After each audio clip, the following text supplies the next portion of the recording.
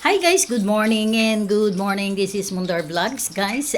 Good morning to everyone. Ay guys, ito pala magluluto tayo ng munggo with ano pa tawag nito? Alugbati at talbos ng kalabasa. Ayan guys, simula tayo ngayon. Magigisa tayo ng ulam natin. Ayan siya.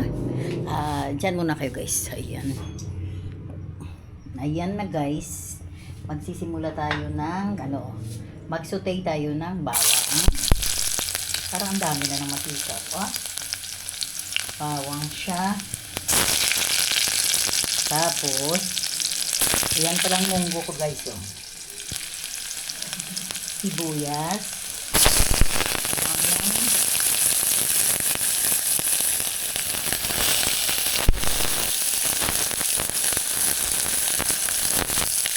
Haluin muna natin guys. Kasi Ayan guys, ilagay natin ang kamatis. Lagyan natin ng kamatis para masarap.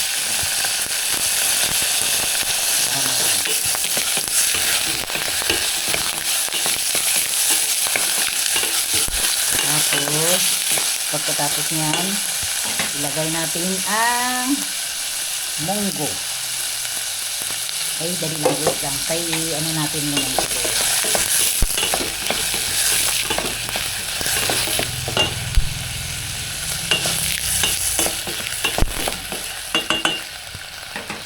Tapos ilagay natin ang munggo. Ayan, ma-piso. Ganyan lang yung ano namin. Pero ang dami no. Madami ka pala kapag nalagay. Ngayon, lagyan natin ng asin. Asin guys. Ayan siya.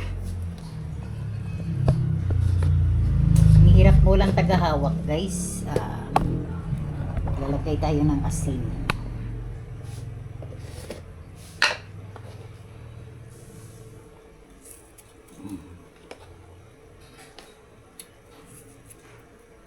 Ayan, yan munggo. Palakas-lakasan natin ang apoy para maispiso sa.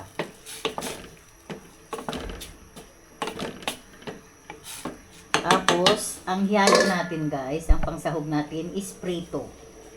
Pritong isda. Saan yung prito? Masaan na?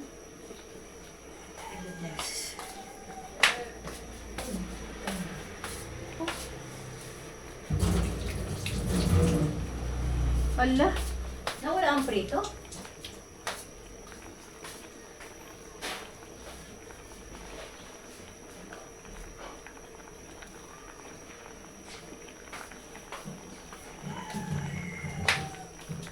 Ito ang prito natin guys. Ayan siya.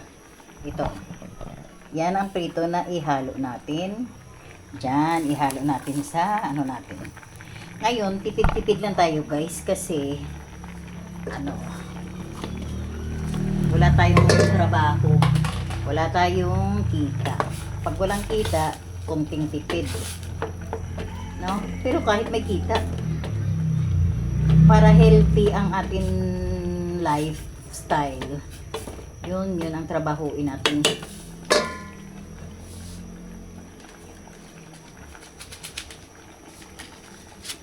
Lagyan natin ng kunting magic sarap.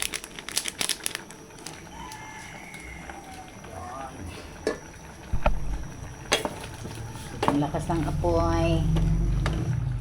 Ngayon, simpleng buhay. Basta importante, healthy ang pagkain. Dati, paborito ko yung mga lechon, mga lechon manok. Ngayon, hindi na. Gulay na lang. Budgetan lang ako ng isang araw, 100. Para sa gulay, okay na ako. Lagyan natin ng sili. Para matanggal ang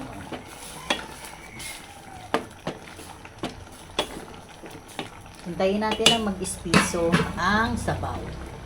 Bago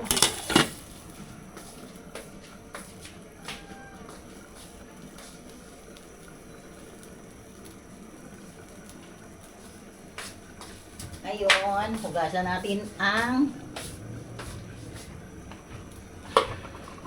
gulay.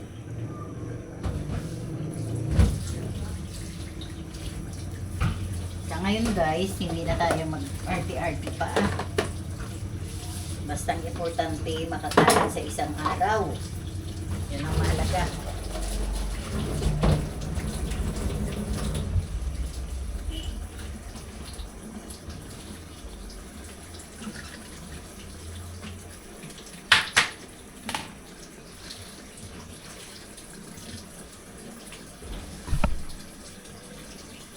Ayan guys, andito na, nag-espiso na no. Hindi pa masyado. Dapat kasi tinanggalan ko muna ng sabaw bago yan. Kasi pag tinanggalan ng sabaw, mabilis mag-espiso.